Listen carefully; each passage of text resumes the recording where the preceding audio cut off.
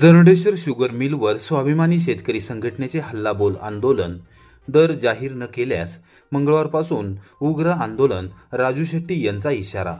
राज्यातील खासगी साखर उद्योगात दबदबा असलेल्या चिमणगाव तालुका कोरेगाव येथील जरंडेश्वर शुगर मिल समोर शुक्रवारी सकाळी 11:30 वाजल्यापासून स्वाभिमानी शेतकरी संघटनेने जाहीर केलेले हल्लाबोल आंदोलन टप्प्याटप्प्याने पेट घेत गेले.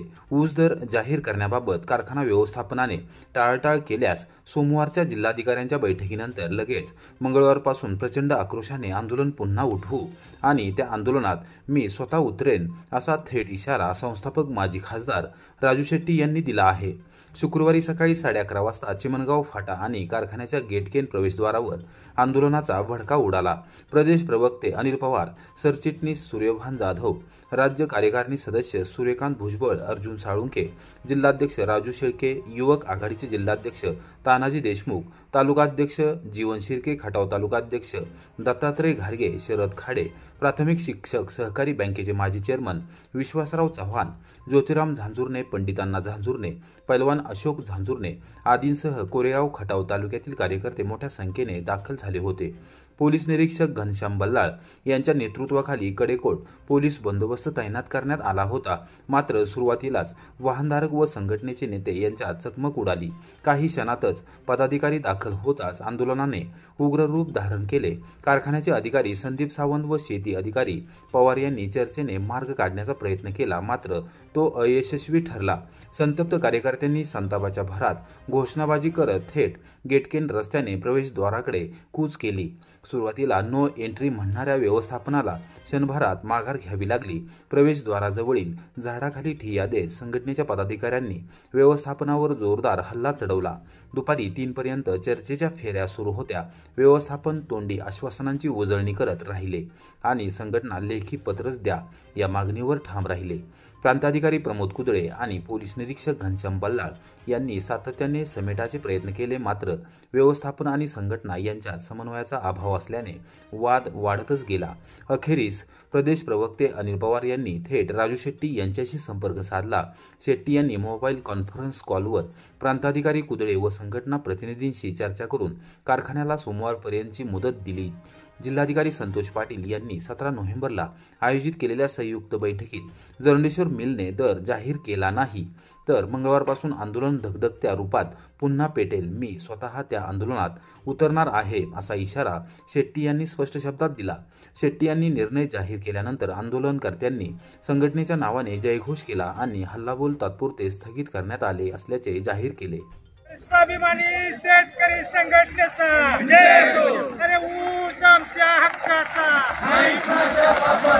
कोण मंत्री देत नाही, घेतल्याशिवाय राहत नाही. स्वाभिमानी शेतकरी संघटनेचा अरे ऊस आमच्या हक्काचा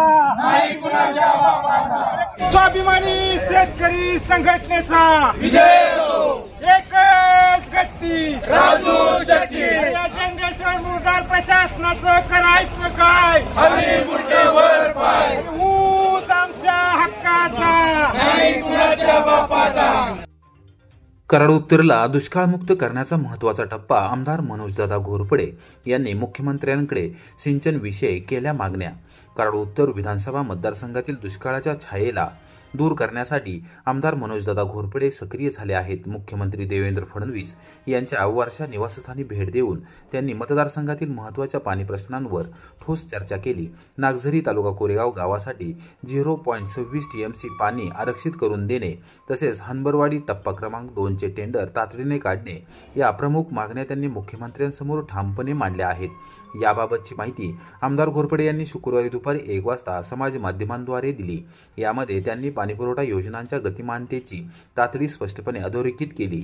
धनगरवाडी टप्पा क्रमांक 2 चे काम 15 डिसेंबरपर्यंत पूर्ण करण्याचेही त्यांनी आग्रहाने सांगितले. याशिवाय पाल, इंदोली, समर्थगाव, काशीड या सुरू असलेल्या पाणी योजनांना गती देण्याची आवश्यकता त्यांनी निदर्शनास आणून दिली. टेंभू योजनेतून राजाचे कुर्ले, पारगाव, गोरेगाव आणि ढाणेवाडी योजनेतून म्हासुर्णे या गावांना तातडीने पाणी मिळावे अशी स्वतंत्र विनंतीही त्यांनी केली.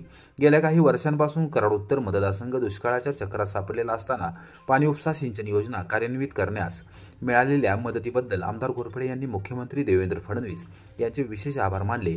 या भेटीत भविष्यातील दीर्घकालीन पाणी व्यवस्थापन, जलस्रोतांची उपलब्धता आणि गावागावातील पाणी टंचाई संपवण्यासाठी समन्वयाने काम करण्याचा निर्धारही व्यक्त झाला असल्याची माहिती त्यांनी दिली. मंत्री छगन भुजबळ यांनी मराठा समाजावर केला खोटा आरोप. नरेंद्र पाटील यांची जोरदार टीका.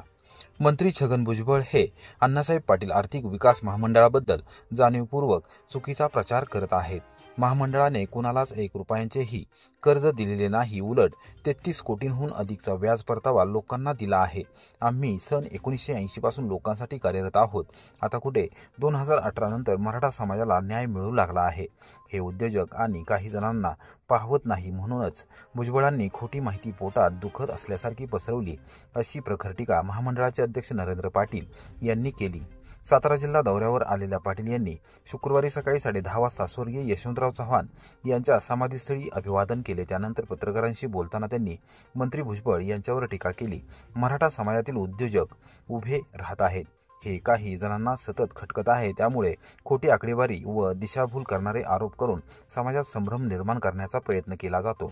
भुजबळ यांच्या विधानामुळे उपमुख्यमंत्री अजितदादा पवार यांना चुकीची माहिती गेली आहे असे दिसते, म्हणूनच आम्ही परखडपणे सत्य मांडत आहोत असे पाटील यांनी निदर्शनास आणून दिले. मुख्यमंत्री देवेंद्र फडणवीस यांना सोमवारी भेट घेऊन सविस्तर सांगणार आहोत असेही त्यांनी एका प्रश्नाचे उत्तरात नमूद केले. दिव्यांगांना वाढीव पेन्शनचा लाभ मिळण्यासाठी UDID कार्ड अनिवार्य, कोरेगावच्या महसूल प्रशासनाचे आवाहन. संजय गांधी निराधार व स्वावलंबन योजना तसेच श्रावणबाळ सेवा राज्य निवृत्तीवेतन योजनेअंतर्गत लाभ घेणाऱ्या दिव्यांग लाभार्थींनी तातडीने UDID युनिक डिसेबिलिटी ID कार्डची प्रत तहसीलदार कार्यालयात जमा करावी असे आवाहन तहसीलदार डॉक्टर संगमेश कोडे यांनी शुक्रवारी सायंकाळी 5 वाजता केले आहे. DBT डायरेक्ट बेनिफिशरी ट्रान्सफर प्रणालीमध्ये UDID क्रमांक नोंदवल्याशिवाय दिव्यांगांना शासनाने वाढवून दिलेल्या मासिक पेन्शनचा लाभ मिळणार नाही असेही त्यांनी स्पष्ट केले. यापूर्वी दिव्यांगांना दरमहा 1,500 रुपये इतके अर्थसहाय्य मिळत होते. मात्र शासन निर्णय 15 सप्टेंबर 2025 नुसार ऑक्टोबरपासून हे मासिक सहाय्य वाढवून 2,500 रुपये करण्यात आले आहे. ही वाढ लाभार्थ्याच्या खात्यात थेट जमा होण्यासाठी DBTमध्ये UDID क्रमांक जोडणे अनिवार्य आहे. कोरेगाव तालुक्यातील सर्व दिव्यांग लाभार्थ्यांना आवाहन करण्यात आले आहे की ज्यांच्याकडे UDID कार्ड उपलब्ध आहे त्यांनी त्याची तसेच आधार कार्डची छायांकित प्रत कोरेगावच्या मध्यवर्ती प्रशासकीय इमारतीच्या तळमजल्यावरील तहसीलदार कार्यालयातील संजय गांधी योजना शाखेत तातडीने जमा करावी. दरम्यान ज्यांच्याकडे अद्याप UDID कार्ड नाही अशा लाभार्थ्यांनी पुढील 1 महिन्यात कार्ड काढणे आवश्यक आहे. जिल्हा शल्य चिकित्सक सातारा यांनी दिलेल्या वेळापत्रकानुसार अस्थिव्यंग लाभार्थ्यांनी क्रांतिसिंह नाना पाटील रुग्णालय सातारा येथे ठरवलेल्या दिवशी हजर राहून प्रक्रिया पूर्ण करावी असे आवाहन नायब तहसीलदार उदयसिंग कदम यांनी केले आहे. कार्ड काढणे किंवा कागदपत्रे जमा करताना कोणतीही अडचण आल्यास सहाय्यक महसूल अधिकारी सारिका डांगे तसेच मानद सेविका अर्चना बुधावले यांच्याशी संपर्क साधावा असेही महसूल प्रशासनाने स्पष्ट केले आहे. दिव्यांग लाभार्थ्यांनी वाढीव पेन्शनचा लाभ निश्चित मिळावा यासाठी ही प्रक्रिया वेळेत पूर्ण करणे अत्यंत आवश्यक असल्याचेही प्रशासनाने अधोरेखित केले आहे. शनिवार दिनांक 15 नोव्हेंबर रोजी उमेदवारी अर्ज दाखल करता येणार. निवडणूक आयोगाच्या निर्णयामुळे उमेदवारांना मिळाला मोठा दिलासा. नगरपालिका व नगरपंचायतीच्या सार्वत्रिक निवडणुकीसाठी नामनिर्देशन सादरीकरणाची प्रक्रिया सुरू असताना राज्य निवडणूक आयोगाने महत्त्वपूर्ण निर्णय जाहीर केला आहे. शनिवार दिनांक 15 नोव्हेंबर 2025 हा शासकीय सुट्टीचा दिवस असूनही सकाळी 11 ते दुपारी 3 या वेळेत उमेदवारी अर्ज स्वीकृत केले जाणार आहेत अशी माहिती राज्य निवडणूक आयोगाचे उपायुक्त राजेंद्र पाटील यांनी दिली आहे. त्यामुळे अनेक संभाव्य उमेदवारांना मोठा दिलासा मिळाला आहे।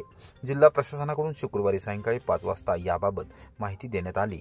सातारा जिल्ह्यातील सातारा, कराड, फलटण, वाई, पाचगणी, महाबळेश्वर, रहमतपूर व मसवड या नगरपालिकांसह मेढा नगरपंचायतीसाठी निवडणुका होत आहेत। मात्र उमेदवारी अर्ज दाखल करण्याचा वेग अद्याप मंदच असून प्रमुख पक्षांकडून स्पष्ट भूमिका जाहीर झालेली नाही। परिणामी स्थानिक पातळीवरील आघाड्या, उमेदवारांची अंतिम निवड व मतदारसंघनिहाय रणनीती याबाबत अनिश्चितता कायम आहे। काही उमेदवारांनी ऑनलाईन उमेदवारी अर्ज तयार ठेवत तयारी सुरू केली असली तरी प्रत्यक्ष अर्ज दाखल करण्याबाबत संभ्रमाचे वातावरण आहे।